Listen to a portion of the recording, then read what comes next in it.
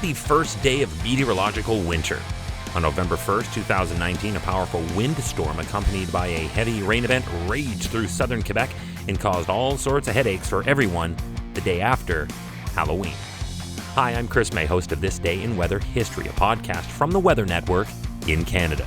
Now, I hope everyone is dealing well with their Halloween hangovers from tiny chocolate bars and airplane snack-sized chip bags, and I know that this year's pandemic version of Halloween was less than hallowed by most. It will only make next year's that much more memorable. We're in this together, we'll get through this together. Like they did last year, the day after Halloween, this day in weather history. You had to know that likely every single Halloween decoration across the province of Quebec was still set up or hanging from something creative when the 100 km per hour November 1st wind gusts snapped and threw tree branches and knocked over trees, which in turn severed power lines. The good news is that it did not happen on October 31st, the day before, because had it most assuredly would have injured or even killed so many more people, with everyone out in the streets reveling in the clubs or walking their kids around trick-or-treating. As it was, the storm claimed just one person, and it is a cautionary tale at that. On Montreal's South Shore, a 63-year-old man was killed by a falling tree. The problem with this already tragic occurrence is that he was taking a photo of another fallen tree when he was struck. At the height of the event, there were approximately 990,000 customers without power across the province, and the power was out for days for many of them. As a matter of fact, this was actually the greatest service interruption since the catastrophic and historic Eastern ice storm of January 1998, and that storm is still a disaster against which so many other events have been weighed. With the power outage as widespread and crippling as it was, most flights in and out of Montreal's Trudeau Airport were either delayed or cancelled.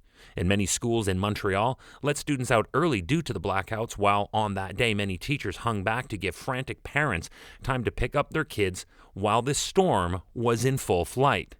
The wind was definitely the worst effect in the metro because the rain was rather insignificant. Montreal received only 53 millimeters over the two-day event. It was the eastern townships who saw anywhere from 80 to over 100 millimeters, and as a result, in Sherbrooke, 150 homes were evacuated in the downtown area as water levels rose quickly overnight between the 2 days. At one 30-minute interval during this time, the water rose more than 1 meter. So what happened exactly? This is a typical storm setup that results in heavy snow if we were in the deep winter. You get a lingering, very warm air mass coming up from the southern Gulf that phases or merges with a much colder, drier one sitting over central Canada. They provide for a dynamic pressure gradient, and that amps up the winds.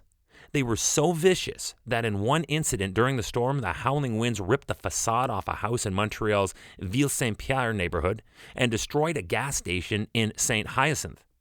Aside from the man who died in this tragedy, another man was seriously injured when part of a brick wall came away from a building in the Montreal neighborhood of Park Extension.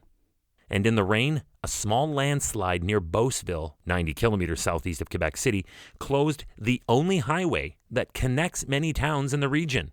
And this all happened the day after Halloween, November 1st, 2019, this day in weather history.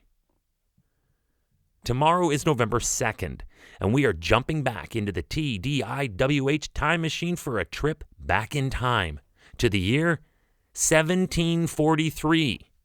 He has been long associated with the key on the kite string looking to harness the power of lightning, and he is one of the founding fathers, and his name is inked on the Declaration of Independence. But Benjamin Franklin makes this podcast for another story. We all love a good eclipse. Who doesn't? Because we know what they are, how rare they are, why they happen, and more importantly, what they do not represent beyond being a naturally occurring celestial coincidence in planetary moon and sun positioning. Never miss an episode by simply subscribing for free to this podcast from wherever you happen to be listening to me right now. Just click the subscribe or follow button and you will never miss a day in weather history, and you will also have access to all the episodes in the archives to get caught up on whenever you like. They're each only 5 to 6 minutes long, so a real easy binge listen.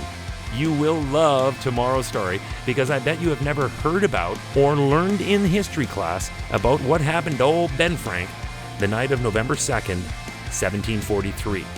You will tomorrow on This Day in Weather History with me, your host, Chris May.